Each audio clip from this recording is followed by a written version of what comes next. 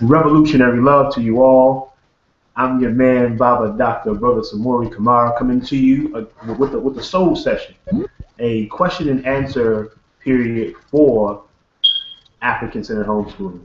It's been an amazing journey so far this year for Kamali Academy, and of course the warriorteacher.com, which we just released our course, or the first module will come out June the 2nd.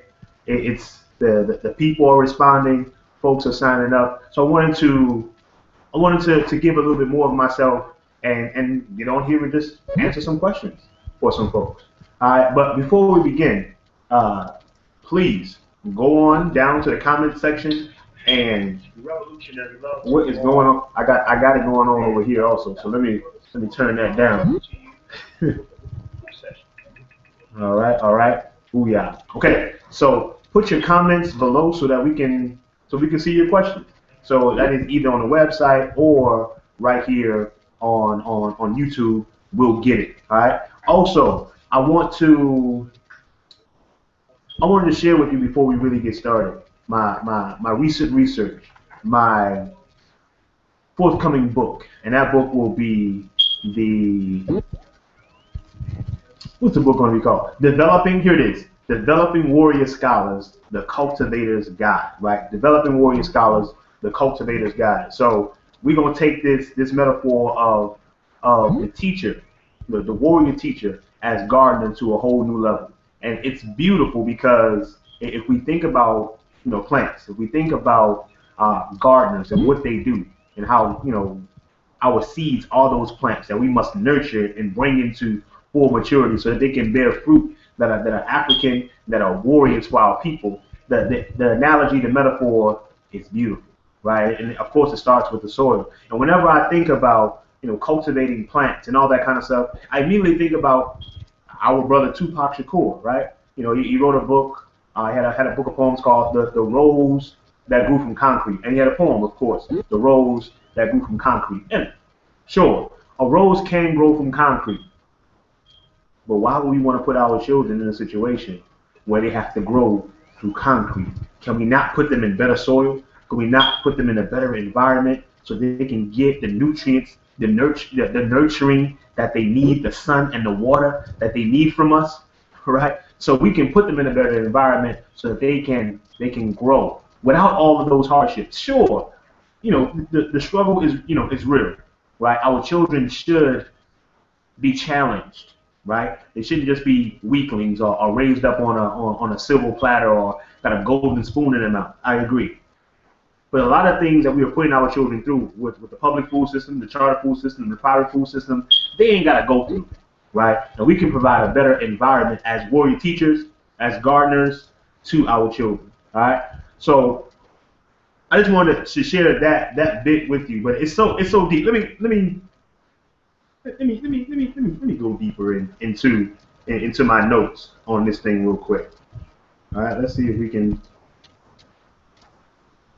Let's see. Let me go here then. Booyah. All right. Let's see. So we start with the soil, the environment in which our children are in. African wisdom teaches us that a plant, no matter how healthy, can survive in contaminated soil. Here in New Orleans, there are no more public schools. All of them are charter schools now, right? And those charter schools are contaminated soil for our children. They're keeping them in school longer, and that is only giving them more time to miseducate our children. They're not giving them the kind of nurturing that they need. They don't really care about them. It's like, if we use a gardening metaphor, farming metaphor, it's like it's commercial gardening, commercial farming. They're not farming our children so that they can be their unique selves, so that they can be really all they can be. They're farming them, they're growing them only to meet the needs of other people, right? Only so that they can look good, right, on the outside, right? It doesn't matter the way they taste. It ain't no organic stuff going on over there, right? And so it's just crazy. Hold on one second. Let me get this together so we can begin looking at the questions.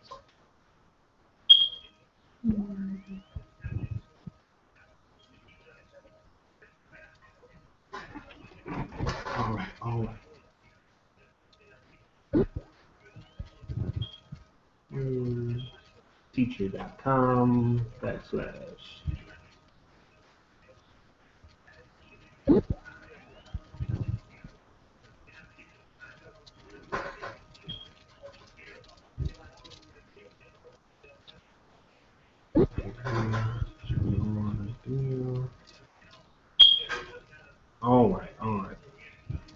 All right, so we have some questions. Beautiful. Let's get into it. I'm going to come back to that metaphor because such a beautiful metaphor. So our sister here helping me out. So you can just look at the reverse chronological order, or yeah. Let's go chronological order real quick. And so we can, okay? And just get us started there. Or you can show it to me and I can just read it out.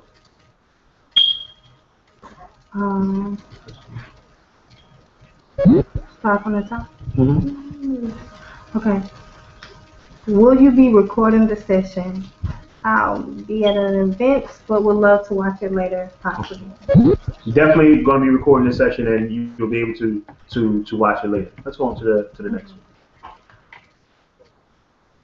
Are there any strategies for finding like-minded parents? Great question. Are there any strategies for finding like-minded parents? Go where the so-called conscious folks are, right? Begin to talk to people about your journey with homeschooling, if that is what you're talking about. You're looking for people who are going to be homeschooling. Another strategy is to maybe start a study group. Start a movie night where you guys watch revolutionary movies or movies about our experience and begin to discuss these things. Talk to if your children are already in the public school system. Talk to some of the parents that you meet along the way and see if they have some of the same issues you have. And if they do, y'all can begin to get together, begin to talk, begin to discuss things so that y'all maybe can start your own educational cooperative, right? Your own African-Centered homeschooling cooperative. So I think that's some of the best ways to get out there. Also, look up folks on the internet. You can go to the Book of Face, and search and see if they got some like-minded folks in your area. Meet up, because we definitely can grow our relationships on Facebook, but there's nothing like being together physically, breaking bread with each other, talking with each other on a daily basis, that can really develop that trust with other folks, and you begin to build. Let's go to another question. What is the best way to qualify your child to move on to another level of work? That's an interesting question. Let me see that one. Where is that? And these two, they're right here. like together. So that's qualify your child. And then she has about grades here. Okay. So all right. So looks like we have grades and assessments, right? The best way to see if your child is ready for the next level of learning. So when we talk about assessments, we want to make sure that assessments are authentic. We want to make sure that assessments are creative. We want to make sure that assessments are problem-based in this way, that children are doing an assessment in a real-life situation and is trying to solve a particular problem by using some of the skills that they have been taught, right? If we are going to be an African-Centered school or to give African-Centered education, then we have to do things that are practical, right? Not simply just the paper and pen. You can give some of that. That's cool. That's one of our intelligences. But we have multiple intelligences. And our children need to be doing things. Can you imagine if you were teaching a child how to play basketball? Would you only teach them, would you only show them videos of basketball players? Would you only let them read books about basketball? Would you only show them diagrams on the board or through PowerPoint about basketball? Probably not. You would get them out there to actually do basketball and play basketball. So whatever subject we're talking about, have them do the subject. So my students, if we're learning about Marcus Garvey, then not only will we read about Garvey, not only will we listen to Garvey, his speeches, not only will we watch documentaries about Marcus Garvey, but we will also, let's say, write a letter to Marcus Garvey and the UNIA the Universal Negro Improvement Association, asking that we be involved in his movement. Now, to do that, not only must we understand who Marcus Garvey was and his philosophy of race first and all that kind of stuff, but we have to be able to what? Use our writing skills and grammar skills as well in a real type of situation, right? Or we could try to write up a plan to start up a new organization like the Universal Negro Improvement Association. We could go out, in the community and begin to teach other folks about Garvey who don't know him. We can go out. One of the things we did is one year we were learning about Marcus Garvey, I told my students, I want you to go out, tonight, homework, right? I want you to go out, I want you to tell at least 5 people about the red, black, and green flag and what those colors mean. And report back to us about what they said. And they came back with some very, very interesting, conversations, tidbits from what they got from other people when they taught them what the red, black, and green flag meant. Right? Some people already knew. Some people thought it was just a Jamaican flag. Some people didn't know that it was all, for all African people. Some people didn't know that Garvey, is the one who kind of, brought that flag into existence. Many people didn't know those things, so our students, they brought that knowledge to other folks, right? Again, when you're talking about assessment, make sure that they are authentic. Make sure that you start with the assessment. Many times we start with what we want our children to do, the lessons, the activities, right? And then we say, okay, so how can I assess whether they know this or not? And a lot of times we fall back on a paper and pen. We should start with, what do you want your child to be able to do after this, right? If you are teaching them how to cook, right? You wanna say, I want this child to be able to make this particular dish and make it well, right? So you start there, and now you say, these are the kinds of activities I'm going to have them do. They're gonna cut up. I'm gonna show them how to cut up the onions, show them how to cut up the peppers, show them how to boil the rice or the pasta or whatever. So then you break down all of those things to get you to that particular goal that you want to get to a little bit later. So keep it real life, keep it authentic, right? And don't just keep it to the paper and pen kind of test. All right, let's go to another question. Great question, by the way. What are the best books to read to understand what African-Centered homeschool is about? Oh. P.S. We already read your book. Huh? It says P.S. We already read your book. Oh, so okay? So what are the best books to read to learn about what African-Centered homeschooling is all about? The number one book I would say, since you already read my book already, which is Education for Liberation: The Top 20 Questions and Answers for Black Homeschoolers. Anyway, so since you already read that one, right, I would say that Nation Building, the theory and practice of African-Centered education by the Akotos in D.C. The Akoto is A-K-O-T-O, right? And they're out there in D.C. They have a school. They've been having a school for 30-something years now called Nation House in Washington, D.C. Their book, Nation Building, is a great book. I would also say Asafo, A Warrior's Guide to Manhood, and you might as well call it Womanhood as well, by Umwalamu Baruti out there in Atlanta. Great book that gives us a great deal of information about the kind of stuff we should be teaching our children. Miseducation of the Negro. Just some good ideas by Carter G. Woodson. Just some good ideas about how our education has been in the past and how it should be in the future if we're going to educate our children in an African-centered way and for liberation. Another book is called Sankofa. Sankofa by Elena Tedler. You just look up a book called Sankofa. I think the subtitle is Africa and maybe African-Centered Education. So just look it up. Her last name is Eleni, right? It's first name, Elena, and then the last name is Tedla. So look her up, Sankofa. What's some other books that are really good? I would say the Sankofa Movement by the Akotos as well. It's kind of hard to find, but Sankofa Movement by the Akotos is a great book about how we need to re-Africanize ourselves, how we need to revitalize who we are, and remember who we were so that we can be better tomorrow. Great book as well, Sankofa Movement. There's a lot of books out there that are essential. Any book by Asa Hilliard, ancestor Asa Hilliard. He has a book, it's SBA, SBA.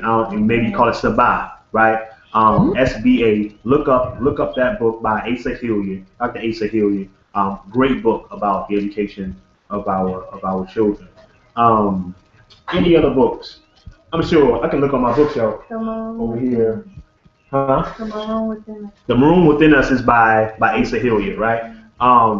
Another good book I think is The Healers by Ai Kwe Arma. Ai Kwe Arma is AYI KWEI, and his last name is Arma, ARMAH, right? Ai Kwe Arma. So The Healers by him, and also my favorite book of all time, any book of all time, is 2000 Seasons.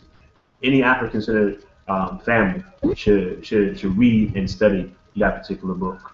Also, one of my favorite authors is Amos Wilson, and so you have to be dealing with the falsification of African consciousness. You got to be dealing with awakening the genius awakening the natural genius of the black child by Amos Wilson as well, but also the developmental psychology of the black child, where in which Dr. Amos Wilson teaches us that black children are not white children painted black. We're totally different, and we actually have a head start in many things, and we kind of retard our children when we wait till they're 5 or 6 years old to get formal training, when they can do what white children can't do until 6. They can do it at 3.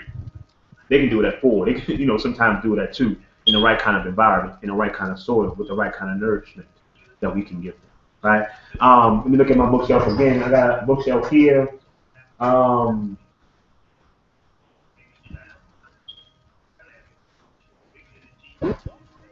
That's enough right now. I'll give you some more. Maybe I'll put a list below this video, and definitely I'll have a great list of books in our course, thewarriorteacher.com. You can go there and sign up. We definitely have a payment plan as well. Let's go to the next. What time will the sessions be starting on June 2nd? Will they be like this one, I'm guessing, streamed live, or recorded and accessible later? We received a receipt for no further instructions or information. Will you be sending those out soon? Okay, so definitely we'll be sending you out more information if you haven't already got it. If you haven't gotten to the membership area just yet, most folks already have. Most folks have already gotten their bonuses, which include our curriculum, which includes my book, Education for Liberation, which includes a book of African proverbs that I put together, as well as some other things. We'll definitely get that out to you. The lessons will begin. I'll put them up about 6 in the morning, and they will be there for you. And you can watch them once, you can watch them twice, you can watch them as many times as you need to. Right, you'll have your resources there as well. We will have 3 other webinars. We have 3 webinars within the class as well. So 3 times where I'll meet with you live to take your questions and answer some of your questions as well. So we can do that. I'll definitely get you some more information about how to get into the members area if you haven't got there yet. Another question. Thank you so much to Mama Shemet, sister out of Atlanta, who's helped us out at Kamali Academy a great deal, and she's here helping us out with the questions. Okay, next. I have your curriculum. There's a book named Classical Africa. It's difficult to find. Do you know of any resources where books like this one and other ones can be found, i.e. Amos Wilson's books?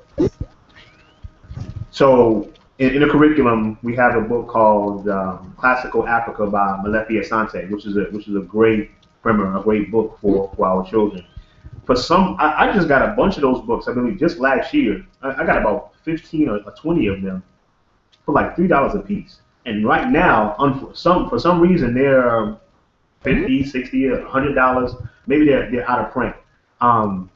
You can check your local black bookstore. Also check abebooks.com, abebooks.com. Search for rare books online. Maybe you can find them there. But it's an excellent book. I might need to just copy that joint and send some PDFs out because it is that important.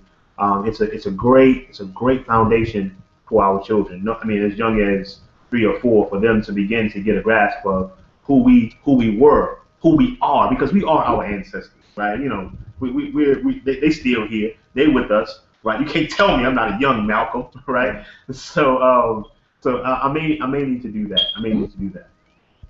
Next question. Do you have any more? You kind of addressed this, but will the modules be live or pre-recorded, and will they be available for download, and if so, how long?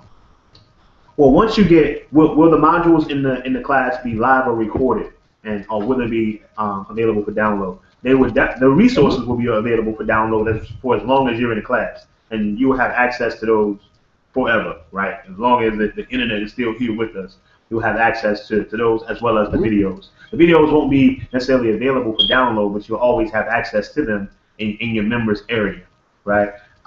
Again, we'll have 3 live sessions within the 2.5 months of the class, a 10-week program.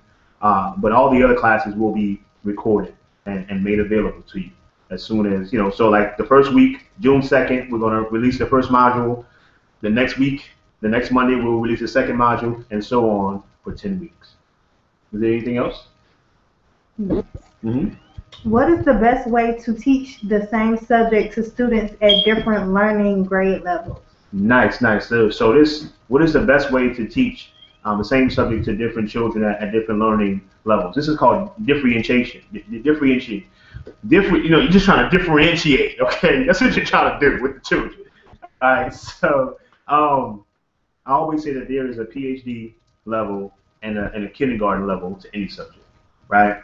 And if a PhD can't break it down to a kindergarten level, then he probably doesn't know, or she probably doesn't know that subject very well.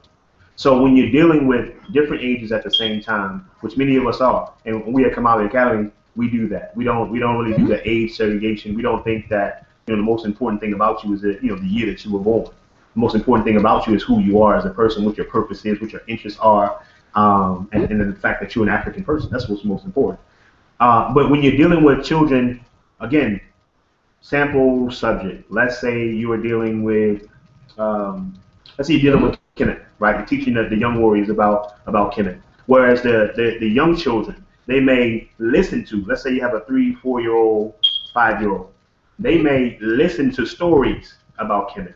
They may, you know, coloring pages about Kemet. They might do some copy work where they are writing down some of the famous proverbs or quotes from Ptahhotep and all those kind of things, working on their penmanship. They may, you know, listen to maybe some Egyptian or Kemetic music. They may learn about, you know, a queen or two, the basics about the queens and kings. They may learn about Imhotep, right? The basics about Imhotep. They may learn about the pyramids of, you know, Giza, the basics of it, right? Not going too deep into it.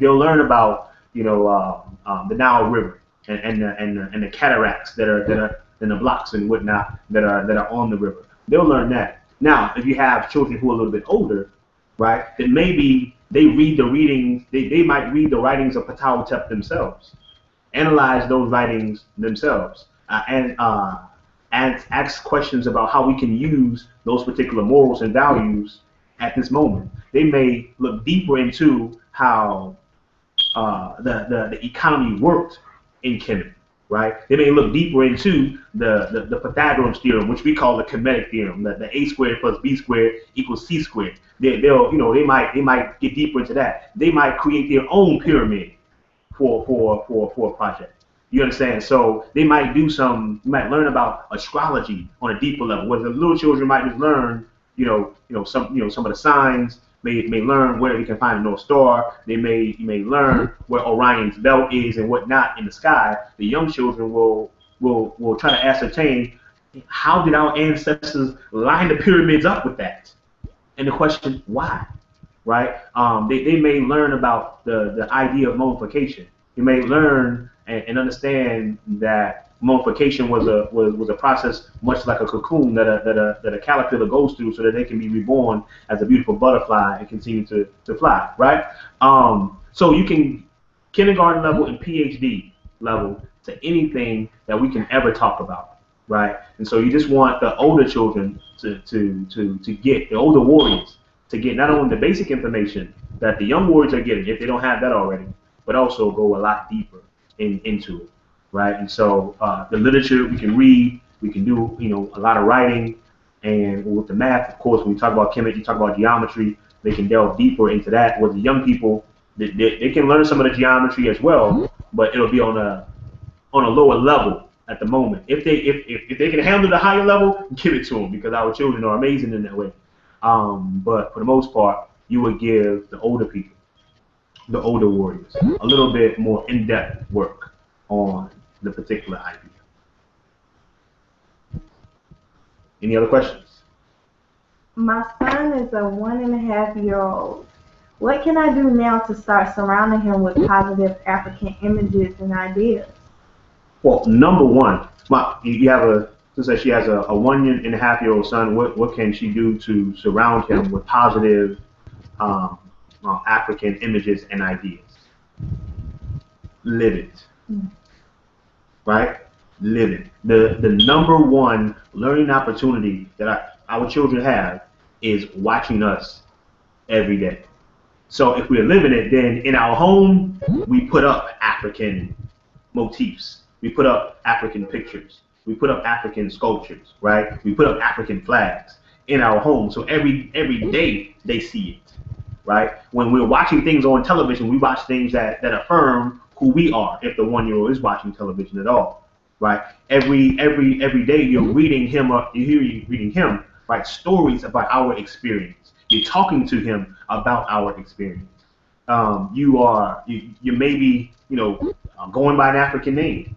Maybe you are using African language in the home, right? At least the greetings, at least, hotel, at least jambo, at least ma chin, or eteseng in tree. At least those things. At least, thank you, madase, asante sana. At least you're welcome, right? Just those basic things, so they can begin to see themselves as African. Also, performing libation. You might want to perform libation just once a week, maybe, right? Or maybe you pour libation every morning, giving thanks to the Creator, giving thanks to Asesiya, giving thanks to your personal ancestors who have gone before, giving thanks to our collective ancestors who have done great things for our people, and also giving thanks to those who are yet to come, right? And asking all of them to be with you, to help you on this journey. So those are some of the things that we can do to put them in a kind of environment that promotes African culture and African values, right? And number one is to live it, and also change your physical environment to represent African culture and African values. Go to the different programs that are in your vicinity, right? And if they don't have no programs in your vicinity that is big enough African culture and all that kind of stuff, you build it, you create it, right? And guess what? If you build it, they'll come. And if they don't come, at least you started it. Okay? You know what I'm saying? Maybe they'll come next time. All right, so that's some of the things that you can do. This other commenter says, I don't hear about set clay books being used. Is this a curriculum, or is it a supplementary resource to use, or is it no longer a valid resource? Do you know what that is? Not sure what set clay. Let's look it up real quick. Let's go ahead on and get it in. I'm about to get it right now. Paste and search that.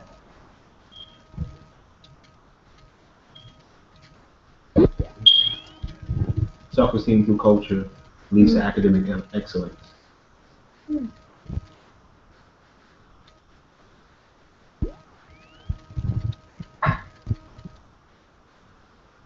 All right, so no set clay books are being used at this moment, except for, I think, the Haki Matabuti curriculum for young people. We definitely use that. But overall, our program, we have our own curriculum, right? We have an African-Centered curriculum that is from Kamali Academy, developed by myself.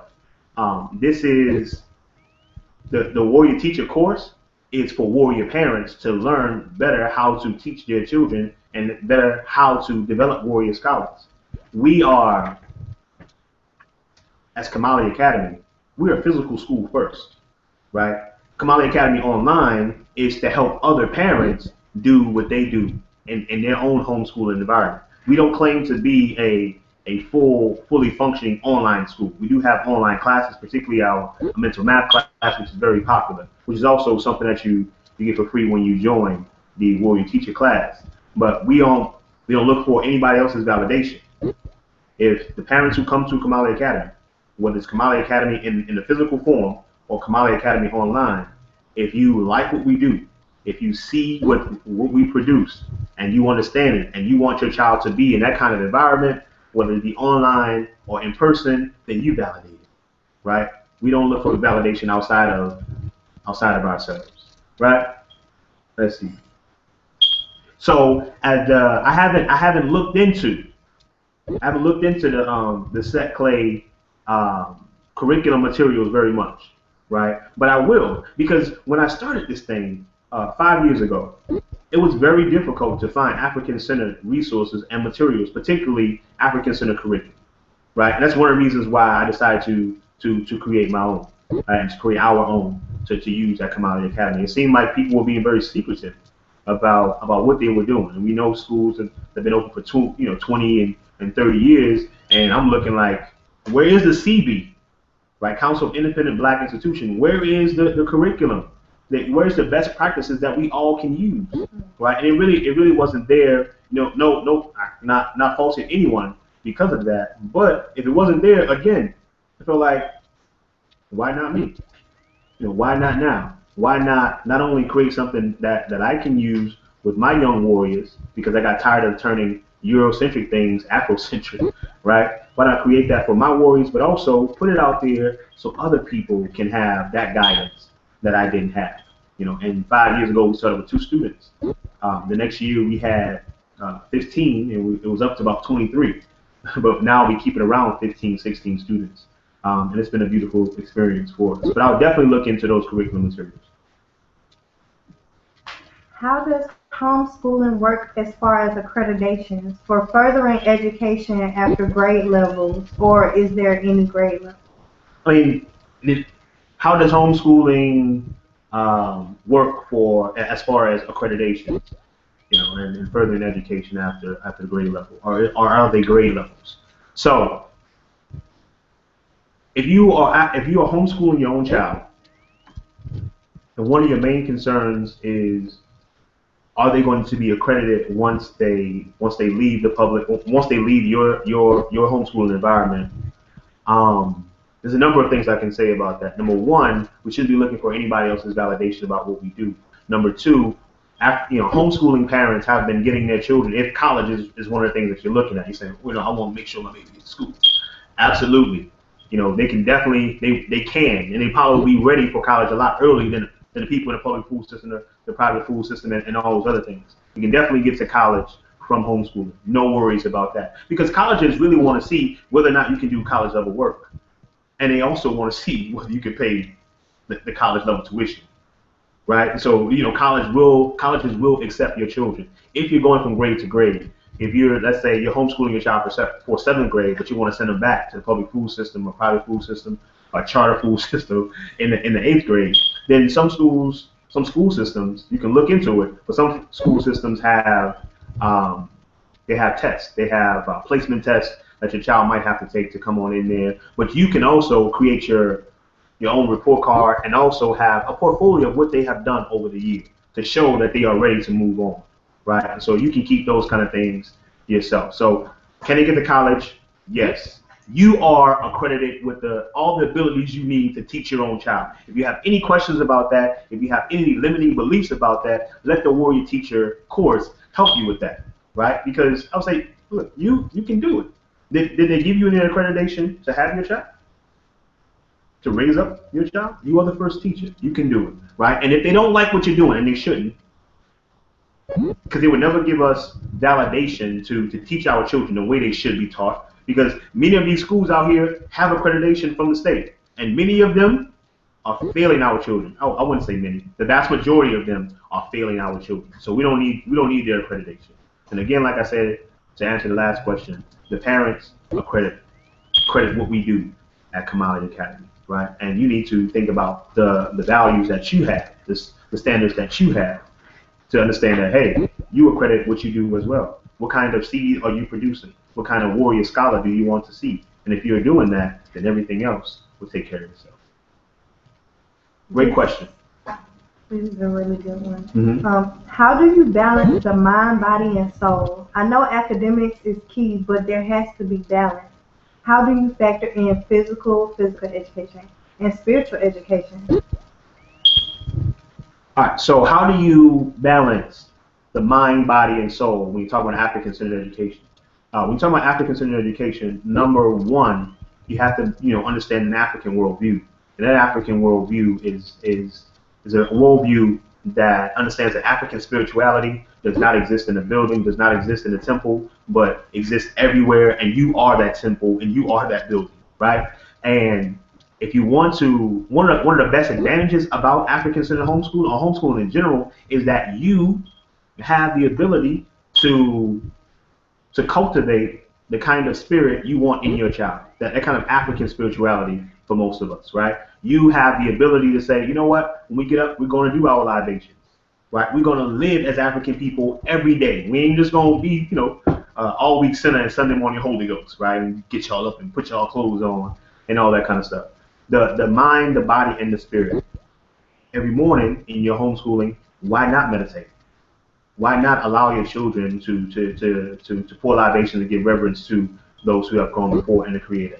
Why not meditate and have them be quiet, develop their self-control, right? Go within themselves, right? Understand what spirituality is all about. And understand that they don't need, things, somebody telling them thou shalt not, because they already know. They already know who they are. They already know what is right and what is wrong. It's a beautiful thing about homeschooling, particularly African-centered homeschooling. You can cultivate exactly what you want in your own home, right? And so those are some of the ways I would cultivate the spirit of our children. But again, the number one learning opportunity for our children is us. We are the curriculum. How are you living, right? So we can talk spirituality to our children and tell them, the best things to do and how to live their life. But of course, if we ain't living it, then they ain't listening, right? So you talk about the body. The body, why not start with yoga? Meditate, libation, meditate, yoga. Every morning, why not, right? To stretch out, to again get in tune with the earth, with the spirit of our ancestors and those who are yet to come. Why not do an exercise regimen together? We do self-defense here. A couple of years ago, we were doing I forgot. It's the guy who's definitely a homosexual who he was jumping around and stuff like that. Insanity. We was doing insanity together. Beautiful times. And you find out a lot about your children. You find a lot about your warrior scholars when you begin to do strenuous things like that. But in African-centered homeschooling, why not take those nature walks? Why not just go hiking? And learn. Like the world is our classroom, and we can blend many of those things together. Right, and even with the spirituality, whenever we're learning about a particular culture, why not learn about the spirituality of that culture or the lack of it? Right? So we learn about Europeans, we got to deal with that. We learn about African culture, we have to, we should definitely deal with the different spiritual systems that those cultures have, and look at how many of them are just the same with different clothing on, right? With different appearances, but the values and the culture is very much the same when you look at different African spiritual systems. The mind, the body, and the soul. And of course, yes, the mind, that's what it's all. It's a part of that trilogy, and we cultivate that by giving our children an African-centered curriculum, where we put them into the curriculum. When it's an education for liberation, when it's an education that takes into consideration their interests. Ask your children daily, what do you want to learn about? And give them that time. So you might say, look, we're going to learn this, this, and this, and this, and after lunch, we'll give you a little time to learn about what you want to learn about, right? African wisdom teaches us that if you want to know how fast a child can go, you send them where they want to go, right? So we send our children where they want to go, they'll show us how fast they can go, right? And even if their interest is video games. We had one student his interest was video games, right? So I said, man, I'm going to teach you science, I'm going to teach you anthropology, I'm going to teach you our stories, I'm going to teach you English, I'm going to teach you mathematics through your interest in video games. And when you get older, and when you build video games, all I want you to do is build an African video game for our people, where like we fight against these Europeans and these Arabs who are trying to invade our country, our continent. I like that. I will play that. Make sure it's on Xbox 360. You know what? Create your own video system. You know what I'm saying? So because we playing them, why not cultivate our young children to build those things instead of always on the outside looking in, trying to buy something from somebody else, right? Great question. Great question. Any other questions? Do you use additional math curriculums for upper grades, 6th, 7th grade level? Of course, in addition to mental math. Mm-hmm. But Ohio requires homeschoolers to take a standardized test. Mm-hmm. So definitely, we use our mental math, and that mental math will help our young people with any math that they take, after that, right? We use Khan Academy, right? And Khan Academy is very good because it can really give your child an individualized instruction, right?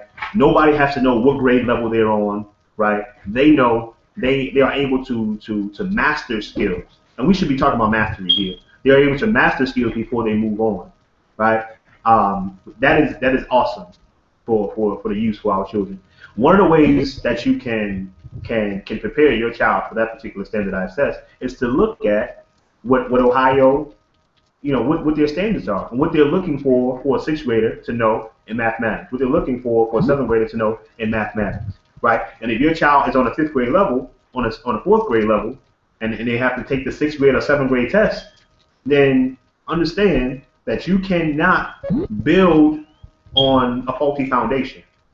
But in a homeschooling environment, you can grow definitely faster than you can grow in the public school system. So you start where they are, right? You don't have to be a sage on stage and know everything that they're supposed to know. But you start where they are. You find out what they know already. You find the resources like Khan Academy, like our mental math class, and you say, okay, we're going to learn this first.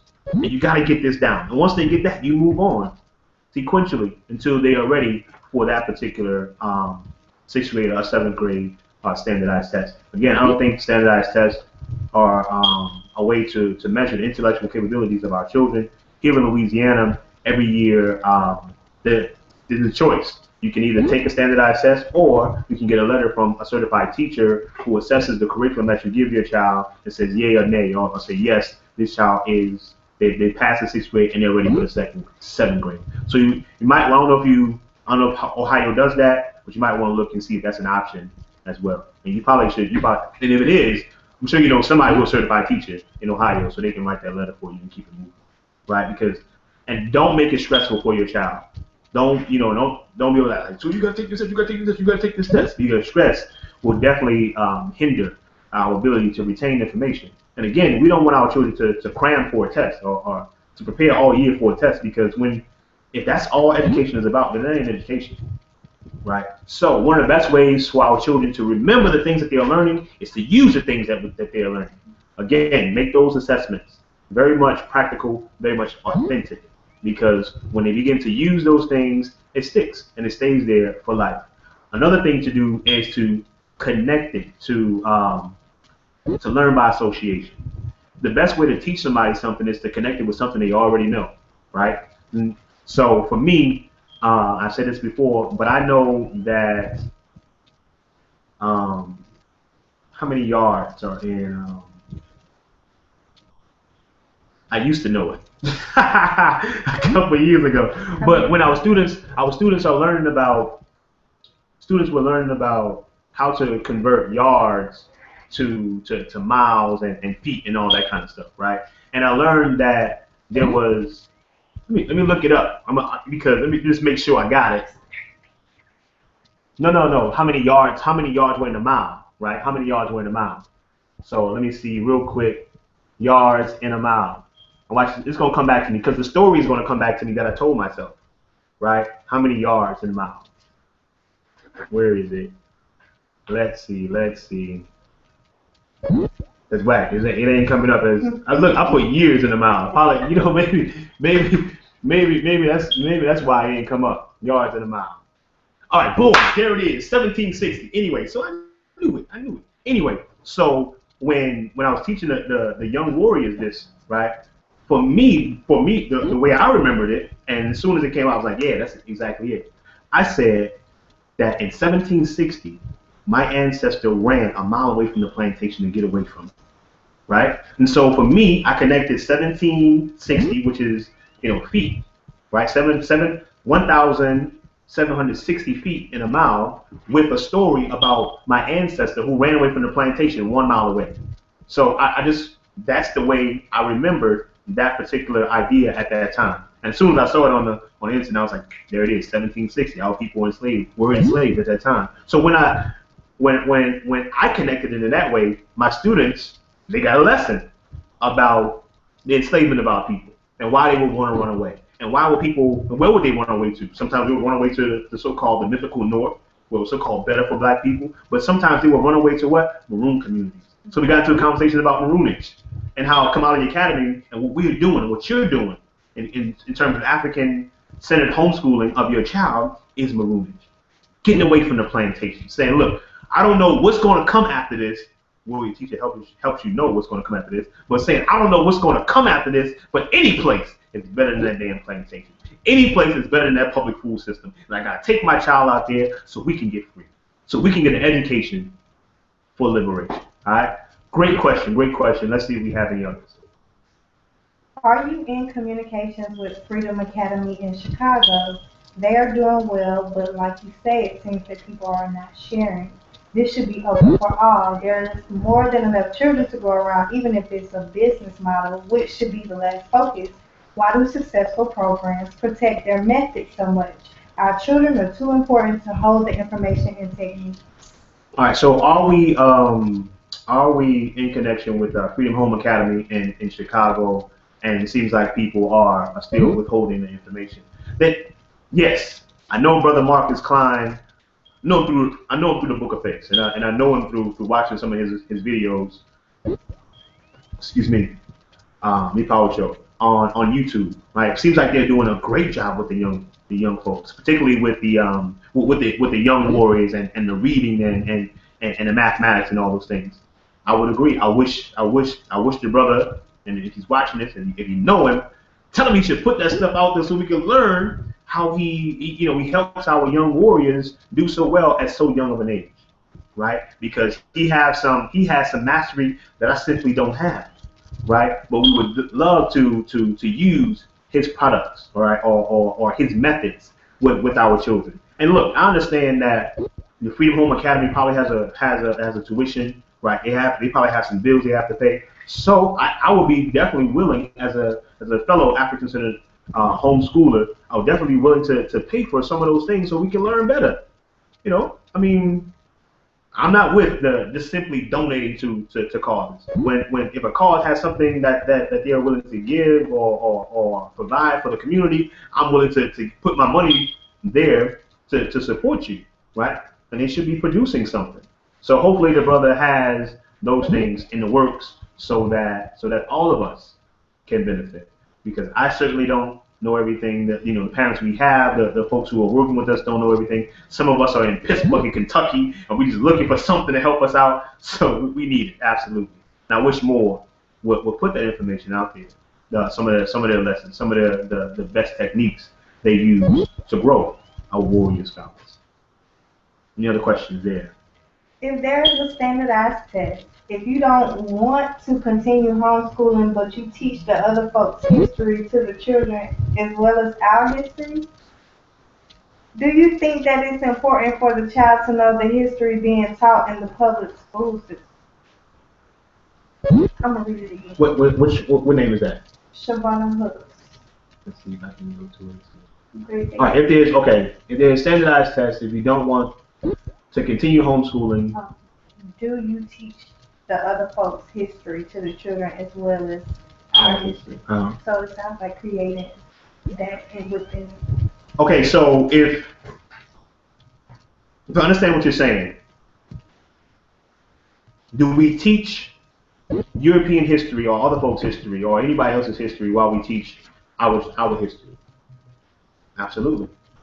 When you teach about African people or African our story, you teach our story, everybody came from us, then you learn about everybody else as well, right? Because we've had interactions with everybody else, and when you get into to things like the, hidden colors 1, hidden colors 2, they do a very good job of showing us how Africans are everywhere. So even if you're talking about China, there's Africa there, right? So you start with Africa. You start with the people who from Africa who migrated there and built up those things, right? And are the foundation of anything that the Chinese have done. When you talk about they came before Columbus, right? You talk about the Olmecs. You're talking about Mexico. You talk about Central America.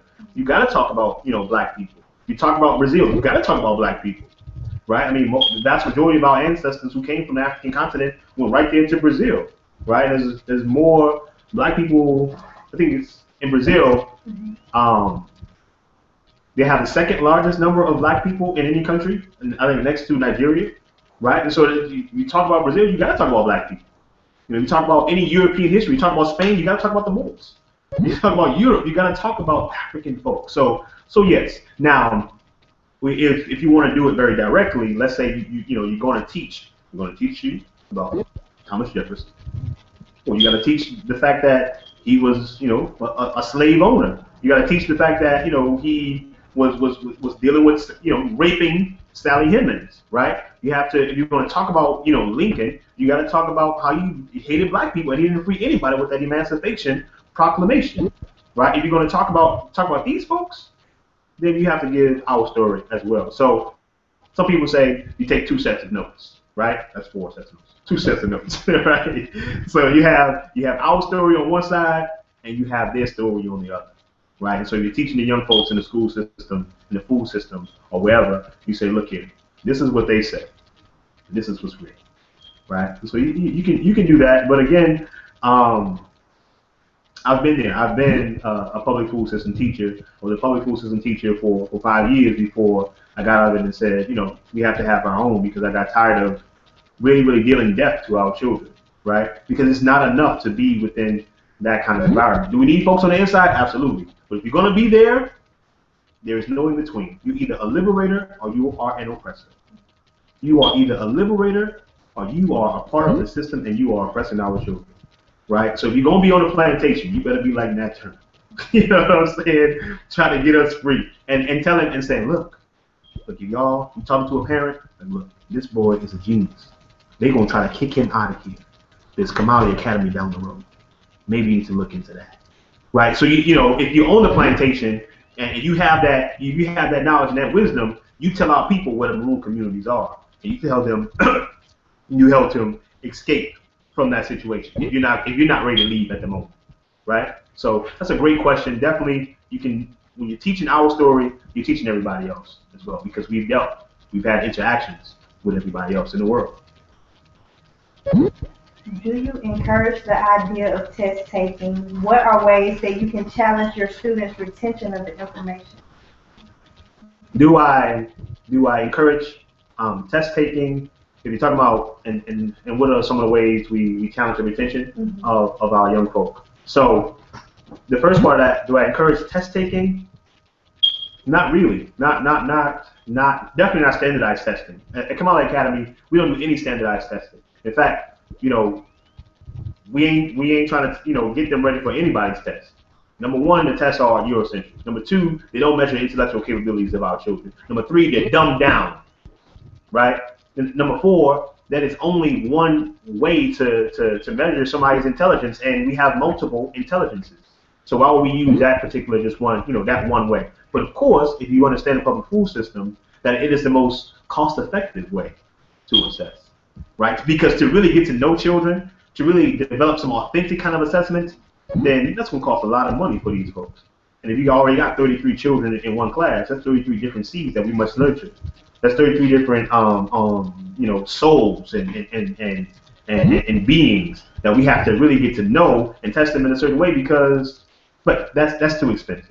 So for us, we again, the curriculum, the assessment must come. We must think about that first. What do we want our children to be able to do, right? So if we're teaching math, I want my children to be able to build businesses and run their own numbers, right? Not have to hire somebody else to do so, unless it's a black person who's nice at, African-Centered as well. right? Those are the kind of things that we do. We know that just regular testing is not going to get it for us. We ask the question, how did African people test their children, right? So we do our mental math. If you go to you go to our mental math class, we ain't just talking about, okay, yeah, do this quiz. That's one way, but go out and teach it to somebody else. Of course, if you can teach it, you know it, right? And also use it. And you're talking about traditional African culture. If grandma, right, if maman gave you some money to go to the market to get something, right? You had no calculator, you had no pencil. You better come back with the right change. If you don't, then we know one that you don't know these numbers like you should. So we need to go ahead on and help you with that, right? So that's a real assessment. It has to be some real situations that we put our children through, not just standardized tests. It has to be authentic, and that is how you know that they really know the information. And those standardized testing, they don't really measure the kind of things we need them to measure. The standardized tests measure whether or not our children have stick-to-itiveness. The standardized tests measure whether or not our children have courage. The standardized tests measure whether or not our children is curious, which is a foundation of any kind of knowledge, right? When our children begin to ask, is this going to be on the test, we in bad shape. Because that's not real education, right? We just let them ask questions. And many of our children don't ask questions outside of, is it going to be on the test? Right? And if you take your child out of the public school system, allow them to detox for a little bit. Take a week, 2 weeks, 3 weeks, 4 weeks off, and just don't let them do anything quote unquote academic. Don't force anything on them. Just allow them to begin to get back their curiosity that has been drugged out of them. You get them back to loving learning.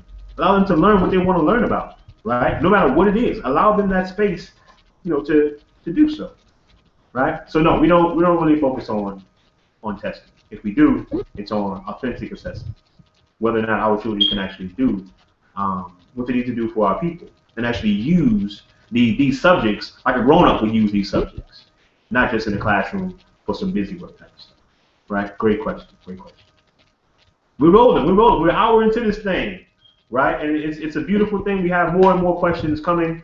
Again, check out thewarriorteacher.com/membership dash what is that? Sign up, and you can join our class. We have a 2 payment plan that can help with the cost of it. And I've been working really, really hard on this class, and y'all gonna get a lot of good information. If you like this information, there's gonna be more in the class, right? Any other questions? Greetings. Are you presenting at the Liberated Minds Homeschool Convention? If so, will your material be available for purchase? There's a lot of coverage of American history, slavery, etc. Do you cover the world history of the African in your career? Number one, will I be at the Liberated conference, right? Liberated Minds Homeschooling Convention. Okay. Liberated Minds Homeschooling Convention. I will definitely be there. Queen Thais is putting together a great conference. It was great last year. It's going to be doubly great this year, if not triply or 100 times better this year. There's some great presenters that are coming in, and yes, I'll be there. I'll be doing a mental math thing as well as teaching on traditional African education, how our ancestors educated their children, and how we can use those ideas today. Also, within the Warrior Teacher course, we start the course with traditional African education, how our ancestors educated their children. Yes, we know that there are many books out there on, let's say, our Ma'afa, right? Our Great Disaster, or slavery, right? American history. What do we use to teach world history? We use a unit study kind of method. So again, if we're talking about, as I said earlier, with how to differentiate instruction, if we're dealing with Kemet, then we're going to deal with all of the different subjects around Kemet. If we're going to be dealing with China, we're going to deal with all the subjects around China, right? And we're going to get deeper. We're going to look into the books of our greatest. We're going to look into John Henry Clark, Dr. Yosef Ben Yaakov. We're going to look into Ivan Van Sertima. We're going to look into all of these different folks to see what they have taught us about the origins of some of these different civilizations out there that came from African folks, or the influence of African people on those particular places. Right? We're going to talk about that, and that's going to be foundational because in African-centered education, centers what? Centers who? Centers us, right? And everything else spreads out from us. Just as everything else spread out from the continent of Africa. You see right behind me there. And this is a Peter's projection map. You should have this map, which shows Africa really how it is supposed to be, and not the other one. What's the other one? Let me see. Mercator map is what we see most often, which makes Africa look like it's as big as Greenland, or Greenland as big as Africa. And Greenland is only 0.8 0.8 million square miles, and Africa is about 12 million square miles. Right? Yeah, 11.6 square miles. Yeah, so that's how we do our international, and we use the documentaries. We use things about our story that's already out there, right? Again, you don't have to know everything, right? You are not a sage on stage. You're not a fountain pouring into the minds of your young folks. You are more of a guide on the side. And if you don't know it already, guess what? You learn it with your children. And when you learn something with your child, there is a different kind of energy that you have, right? Because many times we have this concept that comes from a book I read called Made to Stick. There's a concept called the curse of knowledge. Whereas if you know something, right, you forget what it felt like to not know it. So you might leave out some stuff. You might be doing some things that the child just don't understand because you've been doing this. You're like, how do you understand this, right? But you've been on this. You've been on this journey, right? And so when you're learning something together, and my students always see this, right? And they get excited about it because I be excited about it. Like, yo, I just learned this. Check this out, right? PhD and all, but I don't know everything. I don't try to. Of course, it is only ignorance that thinks they know everything. But the wise understand that as much as they do know, they don't know anything at all, right? And so I'm always learning. The student asked me, I came to him, I said, man, check this out. I found out a new way to do long division. He looked back, he said, you still learn? I said, absolutely. Learning is a lifelong thing, not just about while you're in school, right? And I was in school for a lot of years, right? But not just just about when you're in school, but every day you are learning. And again, the times that we learn the most is every day in this, right? And those teachable moments as well. In African culture, you have those rites of passage that teaches our children a great deal as well, right? Any other questions? Let me get my little let me get a charger real quick for this computer.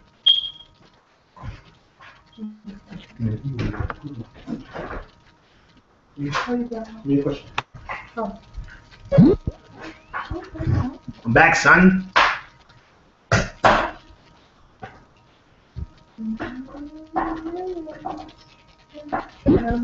No new ones right now? All right, so I see one by Ricardo Love. A new question?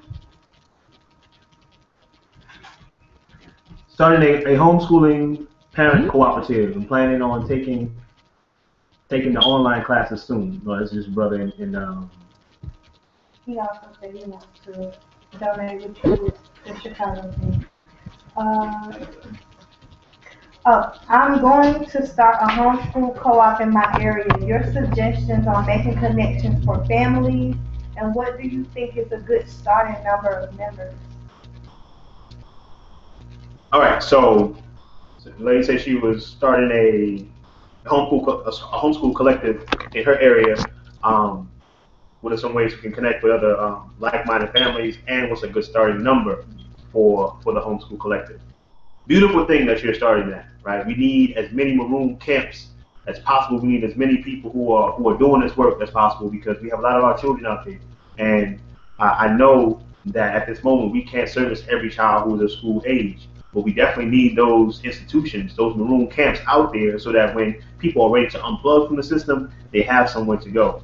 Because a lot of times we have meetings and we say, well, what we need to do, we need to have a co-op, we need to have a school and all that kind of stuff, but we don't do it, right? And so then when people are ready to move, right, they say, look, I'm ready to get out of here. These people are crazy. They ain't teaching my child nothing. Then we got to have another meeting.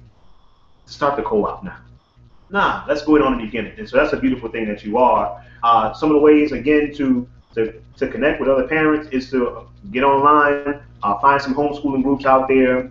A lot of homeschooling groups you probably have in your area already, or just probably Christian, white, whatever. Maybe not on the same level, the same path as you are. So get on a book of faith. Check out some folks. Just put it out there. Look, I'm thinking about starting a homeschool collective. Who bought that life? Right? Turn up and turn open a book or something so we can study together. Also, study groups. So if people are interested in those kind of things, but just don't have the confidence that they can do it, or just don't feel like they have the knowledge, begin a study group so that y'all all can begin to study together, and just start getting together with your children. If you already pulled them out, find some parents who already pulled them out as well. And you can do it on, I hold the children down on Monday, Wednesday, and Friday. Right, you get them on Tuesday, Thursday. We all get together on Saturday, right? And we go to do a field trip and all those kind of things. A good number, I would keep it small, at first, and I would keep it limited to people who really have your same interests. Because when it gets too big too fast, of course, you begin to let people in who ain't about the same things you about, who can care less about this African-Centered thing. Right, and so be very mindful of who you're getting with, and just understand. So if they're not about that African-Centered thing, so you say maybe you're not in our cooperative, but we'll let you know when we have field trips, and we can all come together in that way. You know what I'm saying? But you want people around your children, because another one of our teachers, of course, is our community, right? So you want people who are in your cooperative to be preaching the same values that you are, right? To be upstanding, moral people, the same kind of person you are, who are studying the same things that you are, right? Who like some of the same things that you like, right? So I would keep it small, maybe 5 to 10 people, right? And 10 families will be kind of big, but make sure that they're like-minded. But just get started. So if it's only one other parent, just begin, because other parents will come through. They might see you out one day, like, what are y'all doing? I see y'all learning over here, y'all at the park. I see the children, they look happy. What are y'all doing? Look, we have our own homeschooling cooperative, right? Come check us out. We have a field trip next week. Maybe you can bring your child along, and you begin to grow with those folks, and you begin to develop some trust, and you begin to ask them questions and understand what they are about to see if they're a good fit.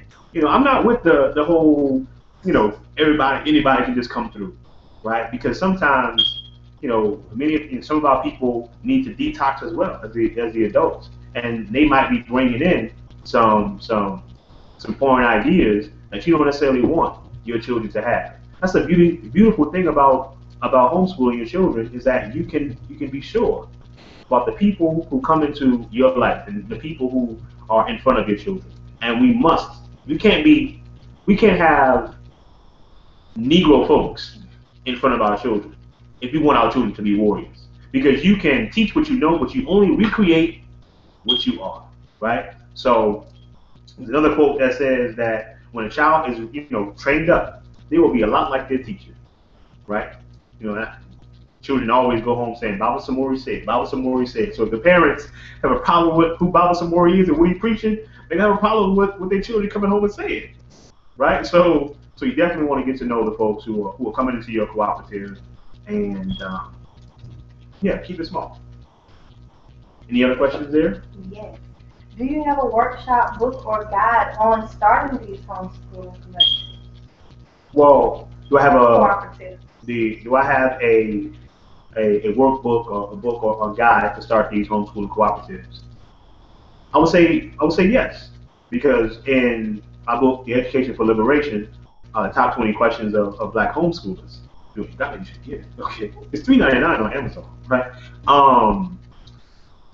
Yes, we have a chapter there that talks exactly about that very question, of how to find like-minded folks. A lot about like a lot of stuff I said just recently. How to start it, how to schedule it, how to begin. Some people, you might just begin at the park, like my sister Nzinga Uhuru in Houston, right? You might start at the library. So we're going to be at the library on Thursdays, and we're going to teach our young people. So we have a brother who's good with the Kemet, right? Or we got a brother who's good with the Kemetic yoga, We got a brother who's good with, good at teaching, African drums. We have a brother who's a math whiz. So we're gonna meet on Thursday, and we're gonna let them teach our children these particular things, right? Wherever, right?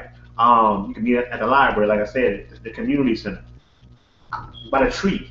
You can meet anywhere, or by somebody's home, and you don't have to just always meet in one place, right? You can have many different places that you meet. And again, get out of the house as much as possible. The world is our classroom. Okay.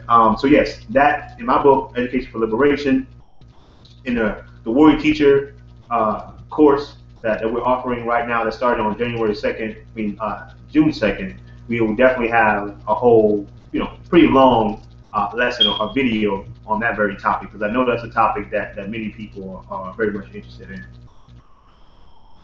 How do you handle any issues with discipline, if any?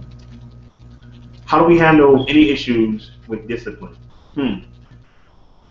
There's an African proverb that tells us that if we haven't taught our children to be honest, we haven't taught them anything.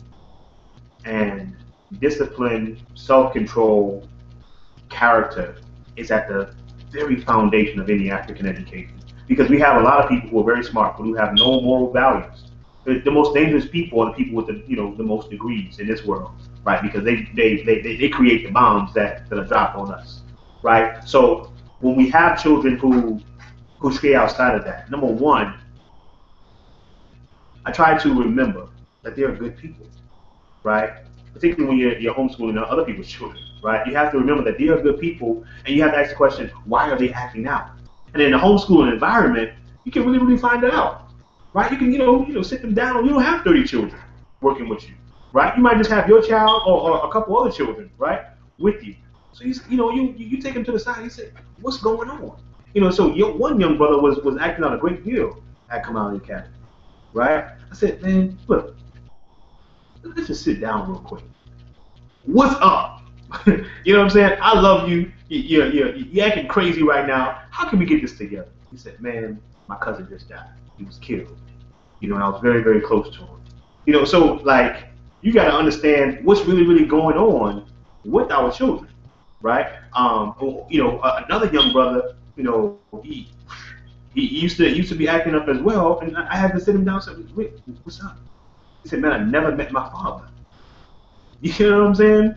I've never met my father. I'll be thinking about my mom, whoop-de-whoop, whatever with that situation. So it's like, okay, damn, I understand. So and when you begin to understand children a little bit better and they feel understood, we see that things change up a little bit. But if it's just some minor stuff, right? Give me 20 push-ups. Come on now, you're an African warrior.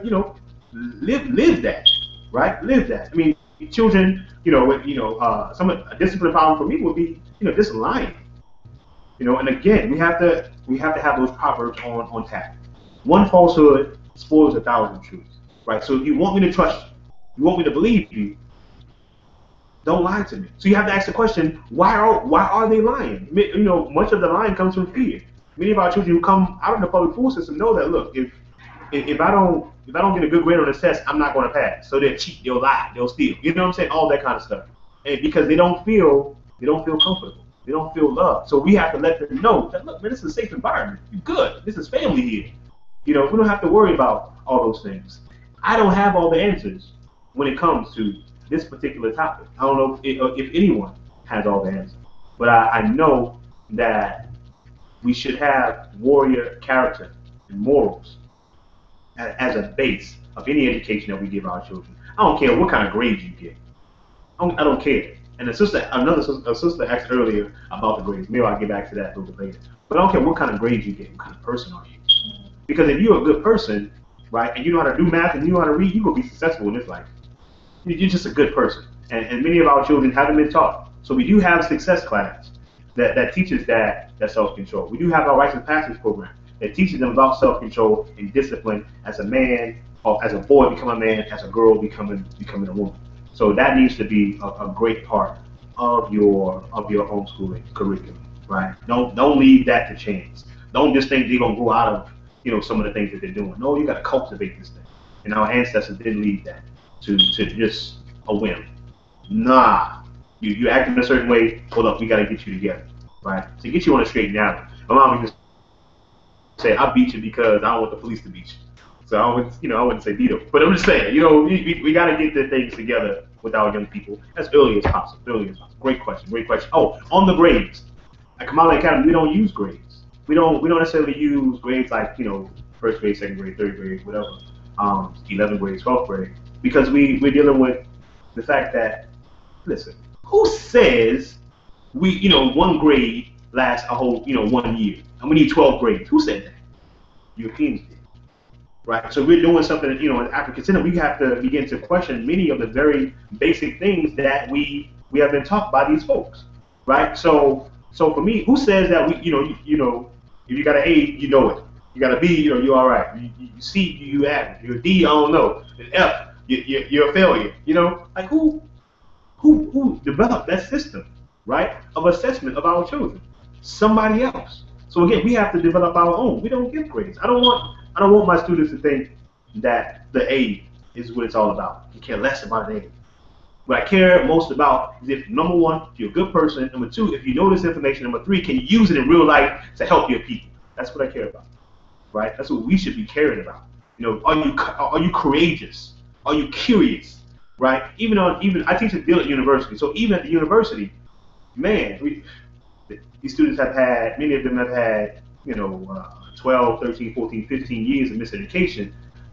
So they're looking for the grade. I'm like, I would rather have a student who gets a C in my class, but comes to me after class saying, man, what are some other books I need to read to get more information about these topics, than to have a student who gets an A in my class and who's going to forget everything that I taught him that semester, right? Those grades do not tell us anything about what our children know or can know in the future, right? So we don't really deal with those grades in that way. And we must, again, as adults, we got to detox ourselves from that. Now, at the end of the year, right, you might want to develop a curriculum for you, a transcript for your warrior scholar who's in so-called high school. Say, okay, you got a B in that, you got an A in this, or whatever, all that kind of stuff, just for that. But for us, nah, we assess them in different ways, in more complete ways, more authentic ways, right? Because many of our children will study. They learn this from the public school system. They'll study for the test. They'll study just to get an A, and again, forget everything that they learned, and we haven't taught them anything, right? Any other questions? Do you teach the importance of diet to the children, like the proper foods to eat?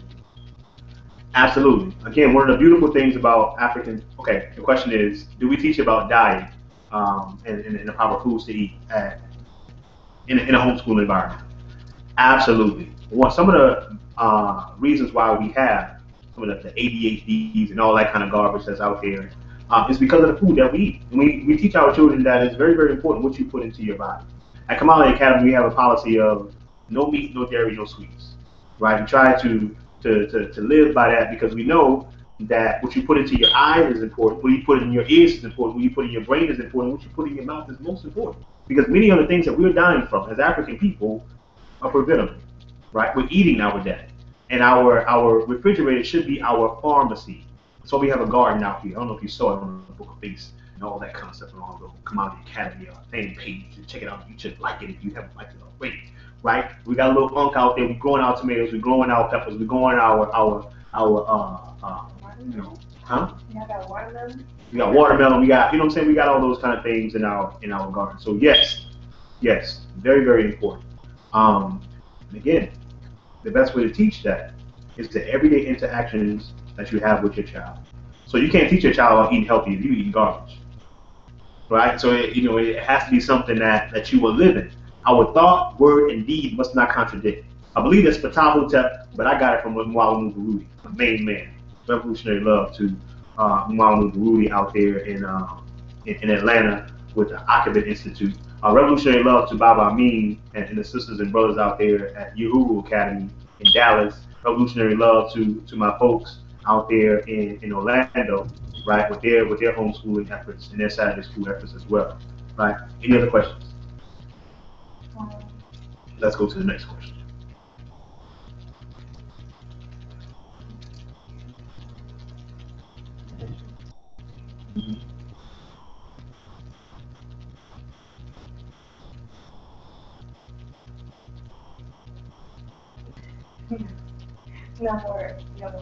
No more. No more questions right now. Okay. Right on. So we've been at it for about an hour and a half. There were very good questions that the people raised, and I'm happy to be here to field your questions and to give you some of the information that I've learned and some of my experiences as a homeschooler with Kamali Academy. So yeah. If you have any more questions, look, we're about to shut it down. So ask them below or on the website. You know what? They might have some on the YouTube. Let me see. Do you have any there?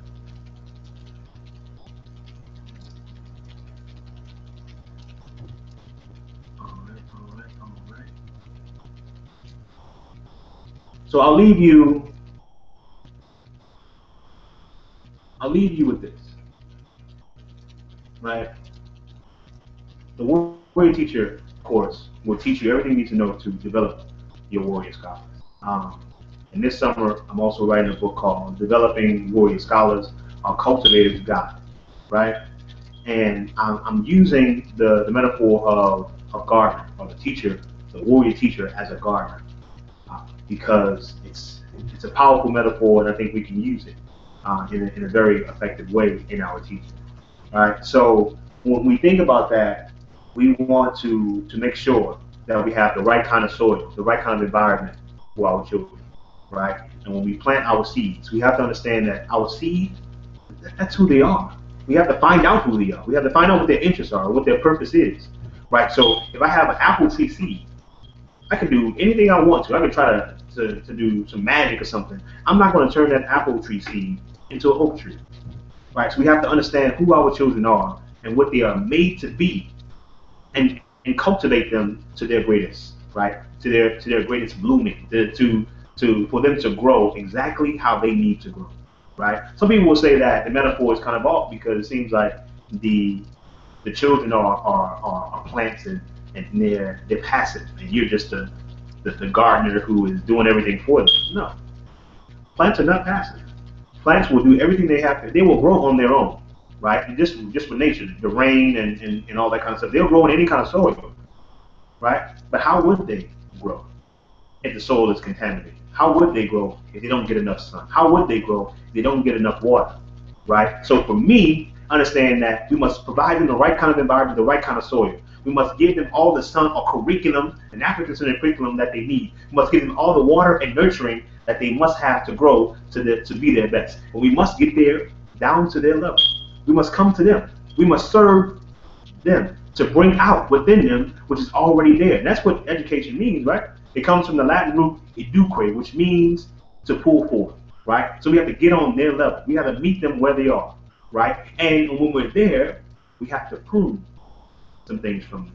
We have to prune the self-centeredness. We have to prune the arrogance. We have to prune, some of those negative things that our children get, so that they can be the right kind of African warriors that we need them to be, so they can be what they're supposed to be, right? It's a beautiful thing, and I've learned a great deal in my research, in my experience regarding, and also in my research. I learned that the word tree comes from the etymological origin of the word tree comes from, the etymological, look, you know what I'm saying, okay? The etymological origin of the word true comes from tree. So something that is true is deeply rooted, right? And so just those kind of understandings of nature has taken my teaching to another level, and I want to share those ideas with you, right? Let me share a little bit of my notes, right? So we prune away the selfishness, we prune away the pride, right? We prune away the individuality and the disunity, right? We prune away the fear from those plants, because sometimes our children don't really know that they can grow, right? I mean, can you imagine a seed not wanting to break, not wanting to break their protective shell and grow, right? Many of us as adults have those limiting beliefs. Many of us as adults don't believe that we can do anything that we put our mind to, right? So we must make sure that when we are teaching our young ones, when we are cultivating our young ones, we are nurturing our young ones, that they understand that. And if they do have that, we must prune that away from them and teach them to have the kind of self-esteem that they need to have, right?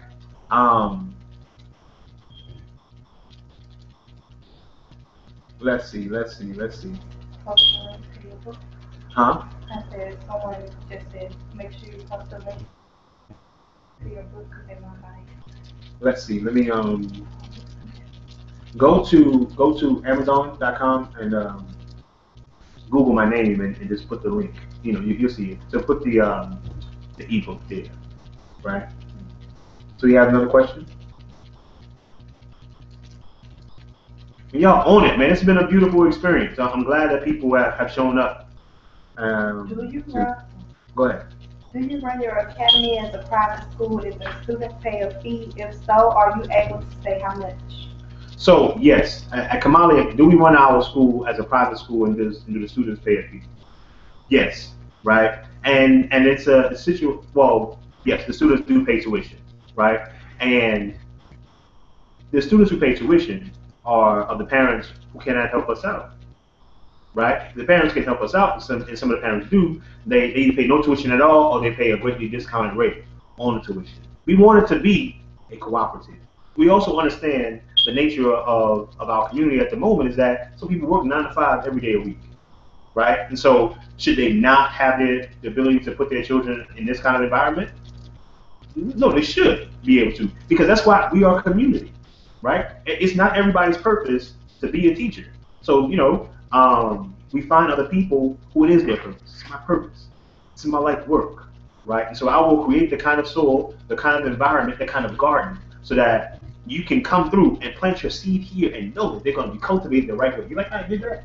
Oh, nice. I like, see that? I'm telling you, that metaphor is a good metaphor. So you plant your seed in this kind of environment, and they're going to get the right kind of soil. They're going to get the right kind of sun. They're going to get the right kind of water that complements what you're doing at your own home, right? So yes, we have a curriculum. We have a tuition, and I would say you should do the same if you have a cooperative. And you have maybe a couple people who are really, really giving their all and their effort to the cooperative, and that's what they do. It's the only thing they do. Let's say you have a home business or the father or the brother is out. He's meeting the man. He's working out there or whatever, and the sister is doing the homeschool. Yes, if some of the parents they can't be involved, you say, look, you contribute to our cooperative so we can keep on going. You contribute to the cooperative so we can rent the space somewhere to do this event. You contribute to the cooperative so we keep the lights on if we're meeting at someone's home. You know what I'm saying? So we definitely should have that as a part of our cooperatives. Or you don't have to have any tuition at all, and everybody just rock. And I would rather have it that way, right? So I have business ideas, and I have a couple businesses that I can put my time into, and I can say, look, I come through on Tuesdays and Thursdays, and I teach the young people this. Right, or I come through on Fridays, and you come through on Fridays and Mondays, and you teach the young folks this, right? And so we can have it that way as well, right? And also, if you have a cooperative, maybe you don't meet every day. Maybe you say, look, we're gonna meet on Fridays every Friday. So Monday through Thursday, I homeschool my own child or my own children, and on Fridays we all come together at the park. We all come together at the museum. We all come together at the zoo. Right, and we all come together at the community center and we teach, right? And that's very good for folks who maybe need somebody else to help them with their advanced mathematics. So on Fridays we have a brother who teaches all the older children the advanced mathematics. On Fridays we have a sister who teaches all the children African dance. On Fridays we have, the schedule is any way you want it to be, and I kind of outline some of those in Education for Liberation, the book, and also we'll be outlining those things in the Warrior Teacher course. Right, so we have a good number of other questions that are coming in now. So let's go to that. So we're going to go about 30 more minutes. How would you teach high school integrated science from an African-centered perspective? Boom, great question. How will we teach high school integrated science from an African-centered perspective? You got to get the Warrior Teacher course for that one. Right? Go on. Do you have a financial/money management component in your curriculum? And do we have a financial / money money management component in our curriculum? In our curriculum, not so much. Not in the curriculum that is sold on our website. And then at Kamala Academy, we preach entrepreneurship. We definitely teach through actions, right? How to be an entrepreneur, how to start their own business.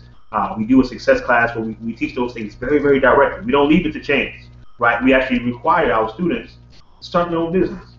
Some of them have already done so. We have a 10-year-old who has a dog walking service, a 14-year-old who just got her business cards together for her babysitting, right? We have a couple young brothers who have started making bracelets and all those kind of things, and also have co-authored a book with me called The 50 Africans That You Must Know, right? So we could definitely use someone from the community to come in and teach us more about, more information about the financials and the money management. And that's the beautiful thing about African-Centered homeschooling is you can bring the people in who have the knowledge and wisdom that you might not necessarily have, right? And again, you don't have to know everything, but you can put your children in the right kind of environment so that they can get those kind of resources that they need, right? Great question. Someone missed you answering the question. So, do you suggest report cards or portfolios to track our children's progress? Okay, so do I suggest report cards or portfolios to track our children's progress? I would suggest the portfolios because the grades or other report card is like a snapshot of our children, right? And on a book of face, when you see one picture of a person, right, it might be a real good picture, and you be like, that's a nice picture. And then you begin to keep on clicking and keep on scrolling, and they don't be as attractive as you thought they was in that first picture. It's like they took a glamour shot or something like that.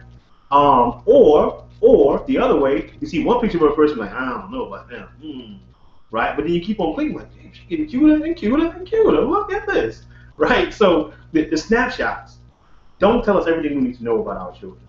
They give us, maybe a small picture at a particular time of what the child can do, right? But a portfolio shows us a wide range of who the child is. So the whole album, the whole little profile picture album can show us really who that person is in different environments, in different lighting. Okay, she looks good in that light. I don't know about the other light. Anyway, so the portfolio is a much better way to get a feel of what our children can do and what they still need some help on. Because if you just take one test, one report card, maybe they had a bad semester, maybe they had a bad week, right? But if you look at it over time, you can also see their growth better in a portfolio than on a report card. Okay, they got a B, so-called first semester, then they got an A. What does that mean? Do they really know anymore, or did they just study? Did they cram better for the test to get an A? You know what I'm saying? So a portfolio is much better, gives us a much better picture of who our children are and what they can do. When will you be offering this course again? When will I be offering the Warrior Teacher course again? The Warrior Teacher course, we'll probably be offering it again at the end of this first 10 weeks, right? So maybe in August, we'll offer it again. We may not offer it again because when I'm offering it this summer, because I know I will have the time to really give my all, to answer all your questions, to be there to guide you, on this journey. In the fall, we have Kamala Academy in session again, so it might be a little bit more difficult for me to really be interactive like I would like to be, than I know I can be during the summer. So we might do it in August, we might not, right? So. Is the success class curriculum available for purchase? Is a success class curriculum at Kamala Academy, is it available for purchase? Not at the moment, you just gave me an idea. All right, so maybe I need to develop some of those things, for our children, because I know that when I was young, I didn't learn many of these things that I'm learning now, about how to be successful, about time, so-called time management or life management. I didn't learn much, about life coaching. I didn't learn much about self-control and many of the things, again, that I've learned. I didn't learn much about leadership as a young. right? And if we're homeschooling our children, those are very important things that they should learn. They should learn how to be. You know, I wanted to be a so-called basketball player, but I didn't know how to be successful, right? I didn't even know how to be successful in that. So when we didn't have practice, I didn't even play basketball.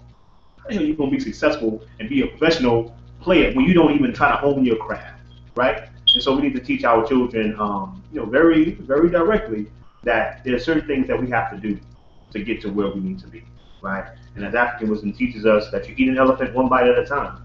You don't just become great at something. You fall down 7 times, you get up 8. You keep it moving, right? And so those are some of the things that we teach. And in success, we use, again, a lot of African proverbs because that's our moral, that's our character. Those are the things that we need to know. Those are the things we need to internalize so that we can be successful in life as well. All right. So great time, wonderful. I'm glad that so many people asked questions, and I'm going to go in and answer some of the questions using the keyboard as well, if I can extend my answer to those questions as well. We have KamaliAcademy.com. Go there to look at many of the resources that we have. We have the WarriorTeacher.com, which class is starting on Monday, June 2nd. Right? It's a comprehensive course. I'm going to pour out all of the stuff that I have at this moment. Again, I'm going to learn.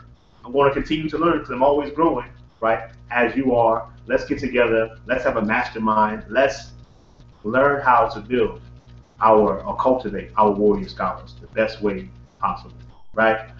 Check out Education for Liberation, the top 20 questions and answers for Black homeschoolers on Amazon, and also look for my forthcoming book, Developing Warrior Scholars, The Cultivator's Guide, right? Revolutionary love to you all. Thank you, Madase, Asante Sana. From the bottom, I'm glad that you were here. Hope that I've helped you in some way. I answered most of your questions, and some of those questions can be answered in our class. And just hit me up on a Book Face or on an email, KamaliAcademy@gmail.com. You can hit us up at 504-534-5131. Again, 504-534-5131 as well. You can talk right to me, and we'll keep it moving. It's a beautiful thing. I'm glad that so many folks are here. We're building more maroon communities. I can't wait to see you in Atlanta, July 18th through the 20th at the Liberated Minds Homeschooling Expo. Great event. You should be there. Queen Thais again is putting it down. Again, revolutionary love. See you soon.